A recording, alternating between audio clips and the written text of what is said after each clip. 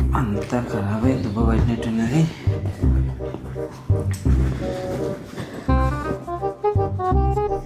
ఇంతకుముందు రోజా ఫోన్ చేసిందండి. ఏంటిదట? ఈరోజు ఆమె బర్త్డేనంట, సాయంత్రం ఇంటికి రమ్మన్నది. సరే పోదాంది. అట్టి చేతని పోతే ఎట్లుంటుంది? నాది ఒకటి ఎల్ సైజ్ కొత్త డ్రెస్ నేను తీసుకుపోయి ఇద్దామా?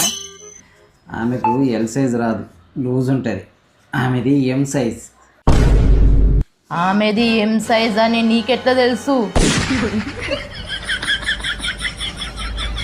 ఎం సైజ్ ఎం సైజ్ అని నేను ఎప్పుడు అన్నా? ఇంత ముందుకు అన్నావు కదా ఎల్ సైజ్ రాదు ఎం సైజ్ వస్తుందని. మెదడు పని చేస్తలేదా అని నీకు?